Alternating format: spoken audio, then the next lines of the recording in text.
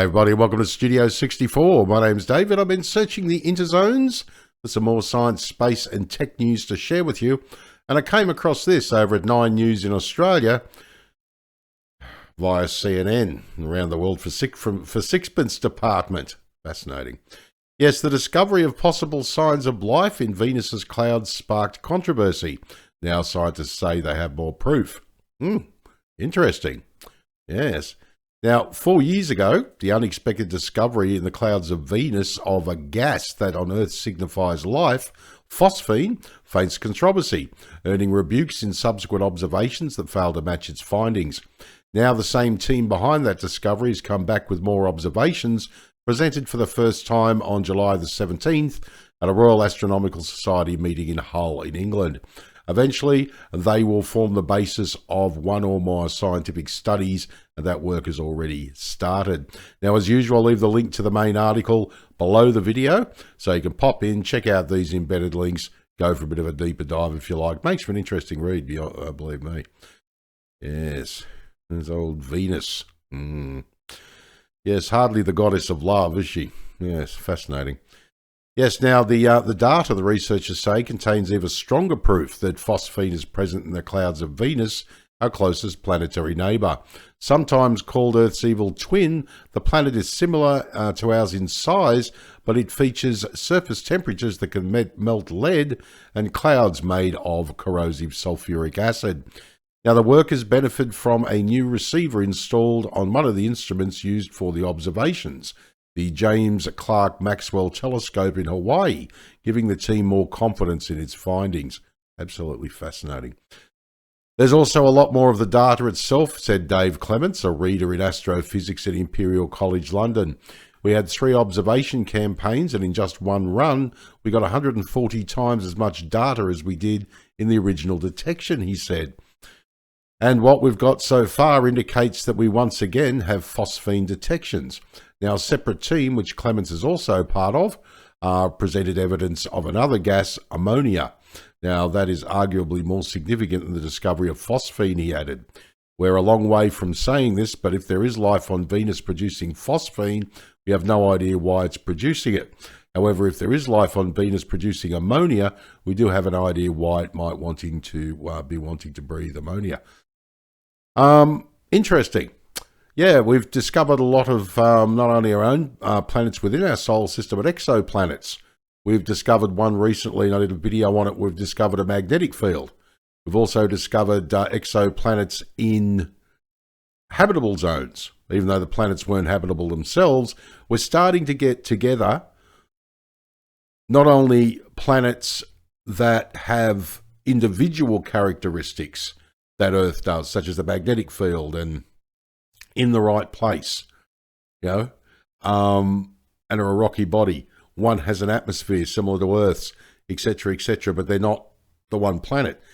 Then we discover Venus, ammonia and phosphine in the atmosphere. Also, not only are we discovering these planets which have all these individual components, which obviously there are going to be some planets out there that have them all and are going to be Earth-like, but you're also looking at, if there is life on Venus, this then changes the parameters once again for what we perceive as life. I remember growing up, you couldn't have life near an undersea volcano because the temperature was far too hot. Now we know that microbes can exist that are very heat tolerant. Possibly the same thing here with Venus.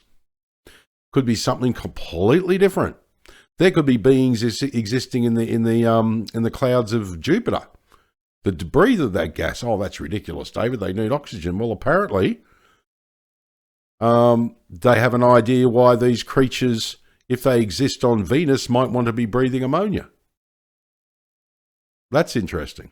Again, it's just something to think about. I'm not a scientist myself, but it certainly opens up your mind and hopefully expands your mind to the point where you can actually take these in as a possibility. That doesn't mean you are gullible and you just accept anything, but you're open-minded about things, and hopefully if we're open-minded enough, one day we'll make the discoveries that are going to change the way humans look at ourselves and hopefully the rest of the universe.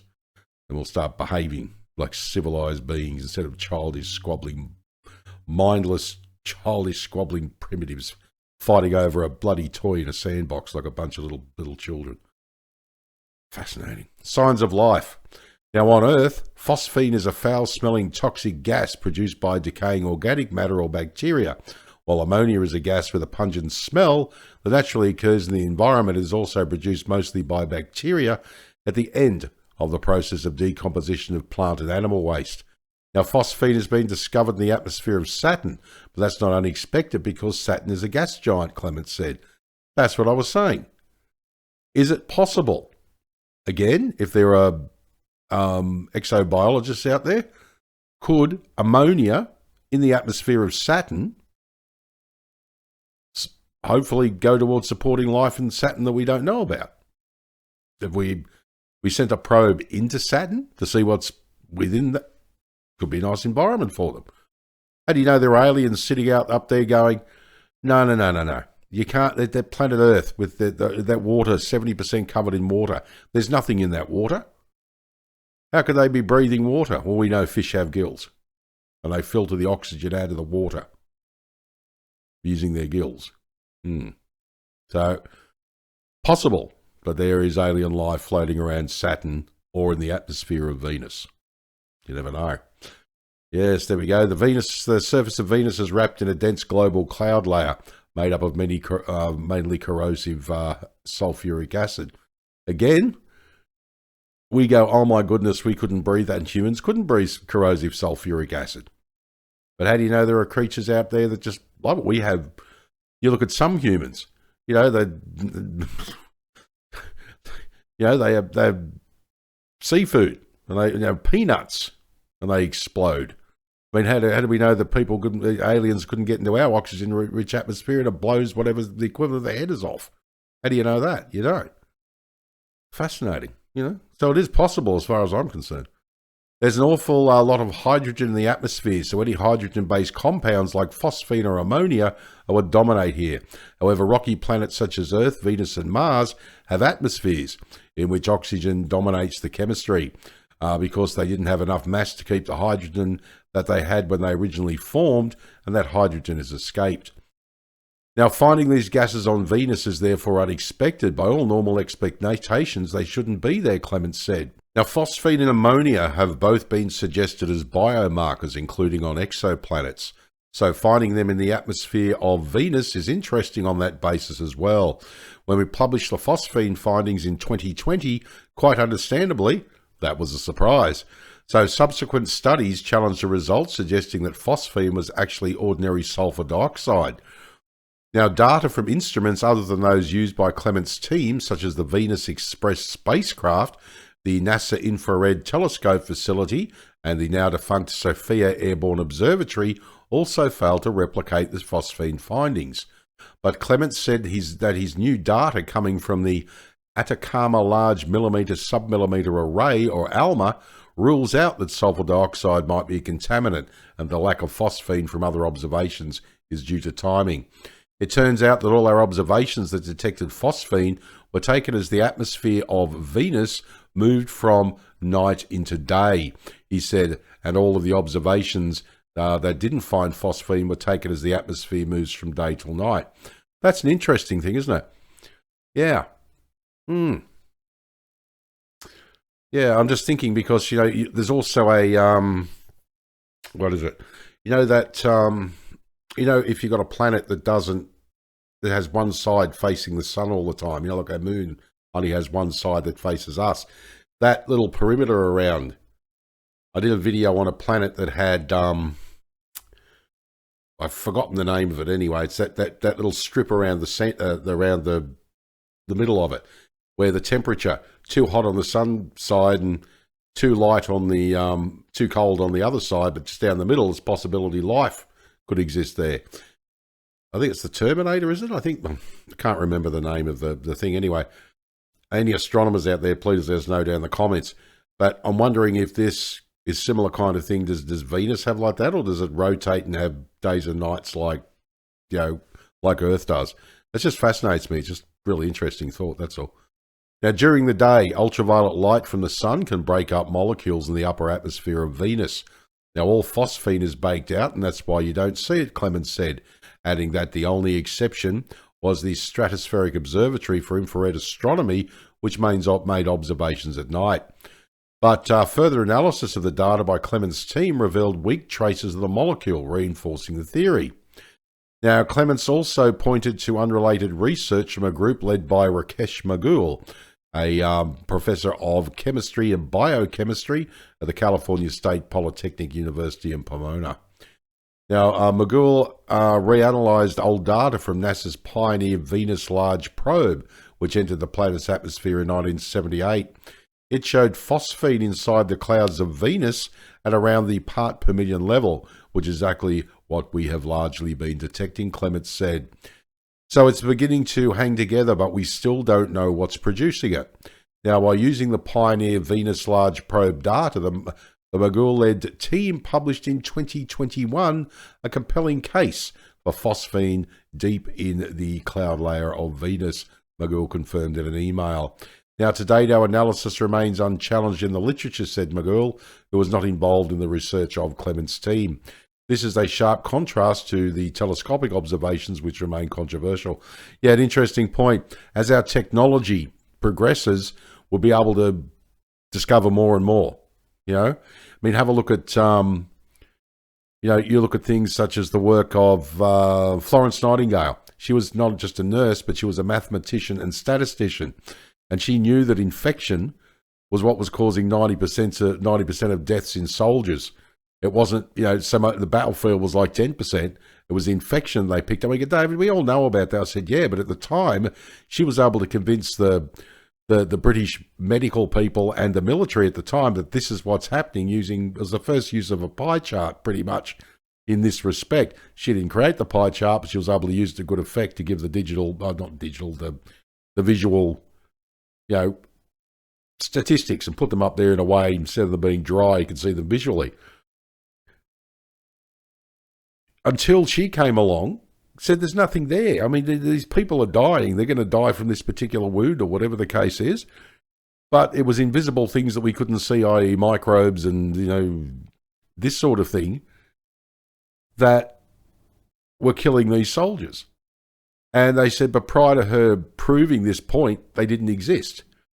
It's kind of like atoms, and a physicist, we're talking about atoms. We can't see an atom, therefore it mustn't exist. Exactly the same as this. One day we'll get the technology and we'll be able to visually see microbes in the atmospheres of a planet. We can prove there is actually life there, even if it is only microbial. It's fascinating. It's just a matter of time. Right, so breathing microbes. Ammonia on Venus would make for an even more surprising discovery. Now presented at the talks in Hull by Jane Greaves, a professor of astronomy at Cardiff University in the United Kingdom. I don't think it'd be Cardiff here in Newcastle in Australia where I live. There's definitely not a university there, I can tell you that much. I don't think they'd know what one is. David, shut up, you can't say that.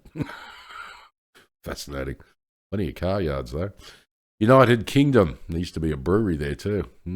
United Kingdom. The findings will be the basis for a separate scientific paper using data from the Green Bank Telescope in West Virginia. Now, the clouds of Venus are made of droplets, Clements said, but they are not water droplets. Now, there is water in them, but there is also so much dissolved sulfur dioxide that they become extremely concentrated sulfuric acid, a highly corrosive substance that can be deadly to humans with severe exposure. Yes, to humans. How do we know there's not a life out there that thrives on that? Interesting, isn't it? Yeah. Well, we thrive on oxygen and all this sort of stuff and everything else. Plants thrive on carbon dioxide and turn into oxygen. They have the reverse effect. How do we know there aren't creatures out there that do the same thing, take in carbon dioxide and spit out oxygen? Same with this. How do you know creatures out there that don't take in sulfuric acid and shove methane out their bum or something? You don't know that. Fascinating. It's so concentrated that as far as we know, it would not be compatible with any life that we're aware of on Earth. Of course not, but this is Venus, remember, not Earth, including extremophile bacteria, which do like very acidic environments, he said, referring to organisms that are able to survive under extreme environmental conditions. Yes, and when I was growing up, we didn't believe creatures could survive under extreme environmental conditions. All the biology teachings and the science teachings we had, no. Now, of course, we know that there are. However, ammonia inside these droplets of acid can act as a buffer to the acidity and bring it down to a level low enough, that some known earthly bacteria could survive it, Clements added. Now, the exciting thing behind this would be if it's some kind of microbial life making the ammonia, because that would be a neat way for it to regulate its own environment, Greaves said at the Royal Astronomical Society talks, which means that if there's life on more than one planet, i.e. Earth, there will be life on other planets, not just in our solar system, but in the rest of the universe. And microbes are a starting point. We can work our way up from there. Yeah. And there's the sun, Mercury, and of course there's good old Venus in there, and there's our home. There's planet Earth. Absolutely fascinating. Yeah. Mars, the bringer of war. Absolutely excellent. Gotta love it. It's hard to believe that's our neighborhood. That's our home, and here are our next door neighbors. Human beings have very limited minds, and I look at this as our street, basically, if you like, there's the corner shop, if you want, because that's where life would be impossible without it. You get your bread and your milk. But you can see what I'm trying to say. This is our street. This is our home, and these are our neighbours. So the rest of the planet, life on this planet, are our siblings and housemates. You've got to get along with them whether you like it or not. We don't do it very well, do we? Fascinating. Yeah, so it would make its environment much less acidic and much more survivable, to the point it's only as acidic as some of the most extreme places on Earth. So not completely crazy. Now, the role of ammonia, in other words, is easier to explain than phosphine. Now, we understand why ammonia might be useful to life, Clements said. Now, we don't understand how the ammonia is produced, just like we don't understand how the phosphine is produced. But if there is ammonia here, it would have a functional purpose that we can understand. However, Greaves warned even in the presence of both phosphine and ammonia, it wouldn't be evidence of microbial life on Venus, because there's so much more information missing about the state of the planet. There's a lot of other processes that could go on, and we just don't have any ground truth to say whether that process is possible or not. She said, referring to the hard evidence that can only come from direct observation from within the planet's atmosphere. Now, one way to perform such observations would be to persuade the European Space Agency to turn on some instruments aboard the Jupiter Icy Moons Explorer, a probe en route to the Jupiter system when it flies by Venus sometime next year. Yeah, good idea. Good old ESA, European Space Agency. There's a shout out for you. For God's sake, switch on some of those instruments. It'd be fascinating. But even better data would come from Da Vinci, an orbiter and atmospheric probe that NASA plans to launch to Venus in the early 2030s. Magnificent. Absolutely love it. There's those embedded links, by the way. Go and check them out. They're absolutely amazing. Link to the main article below the video, as I say. Right, cautious optimism. Now, from a scientific perspective, the new data about phosphine and ammonia is intriguing, but warrants cautious optimism, said Javier Martin Torres. Magnificent name, Javier Martin Torres. Magnificent. Got to say it like that too. A professor of planetary sciences at the University of Aberdeen in the United Kingdom. He led a study published in 2021 that challenged the phosphine findings and postulated that life is impossible in the clouds of Venus. Our paper emphasised the harsh and seemingly inhospitable conditions in Venus's atmosphere, Martin Torres said in an email. The discovery of ammonia, which could neutralise the sulfuric acids and phosphine, a potential biosignature, challenges our understanding and suggests that more complex chemical processes might be at play. It's crucial that we approach these findings with a careful and thorough scientific investigation. Although I disagree with with Javier. I appreciate that this thought here. It's crucial we approach these findings with a careful and thorough scientific investigation. I wouldn't, though, rule it out completely. The only way to rule it out completely is to keep investigating. Yes, excellent. So the findings open new avenues for research, he added, but it's essential to treat them with a healthy dose of skepticism. And fair enough, too. Definitely. Now, while detecting phosphine and ammonia in Venus's clouds is exciting, it's just the beginning of a longer journey to unravel the mysteries of that planet's atmosphere, he said. Now, scientists' current understanding of the atmospheric chemistry of Venus can only explain the presence of phosphine, said Dr. Kate Patel, a lecturer in the Department of Physics and Astronomy at University College London. It's important to note that the team behind the measurements of phosphine are not claiming to have found life on Venus, Patel said in an email. No, just the signposts towards life on Venus. That's all. And it could be signposts don't go anywhere, but the only one way to find out is to keep searching. Though I'm a little bit excited about it. Gets me all excited down in my nerdy nether regions. But then again, my personal life is no concern of yours, yes. Kind of like the Loch Ness Monster. There might be something there, there mightn't be something there, but it's kind of fun to creep yourself out about it, isn't it? But as I say, any astronomers out there, exobiologists, anybody out there who is obviously more scientifically qualified than me, chemists, please, atmospheric chemists, anything, please feel free to comment, because I'd love to hear from you, because this is what these videos are about sharing science, space and tech news, and, learning as much as we possibly can. It's absolutely amazing. I just love doing this. Yeah, so if phosphine is really present on Venus, it might indicate life, or it might indicate that there is a Venusian atmospheric chemistry that we do not yet understand. Now, the discovery of ammonia would be exciting if confirmed, Patel added, because ammonia and sulfuric acid should not be able to coexist without some process, whether it be volcanic, biological, or something not yet considered, driving the production of ammonia itself. Now, she emphasised that both of these results are only preliminary and would require independent confirmation, but they make upcoming missions to Venus, such as the Jupiter Icy Moons Explorer and Da Vinci, intriguing, she continued. Now, these missions may provide answers to the questions raised by recent observations, Patel said, and will certainly give us a fascinating new insight into the atmosphere of our nearest neighbour and capacity to harbour life. Yes, and the techniques learned from this, well, hopefully allow us to use for looking for signs of life on other planets. Certainly atmospheric detection and the types of atmospheres on exoplanets is going to be a lot easier than sending, a long-distance probe to them at the moment. So with our current level of technology.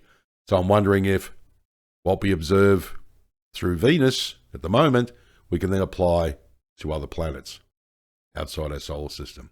Absolutely fascinating. God, I'd love to hear your thoughts on this one. This is amazing. All right, well, my name is David. Thanks for joining us for another Studio 64 Science, Space and Tech News update. I shall see you in the next one. If you enjoyed this video, please like, share, subscribe. Greatly appreciate it. If you're up for it, drop a comment down below the video. I'd love to hear what you think. All right, take care. And as I always say, if you can't be good at it. And as I also always say, I'll be back.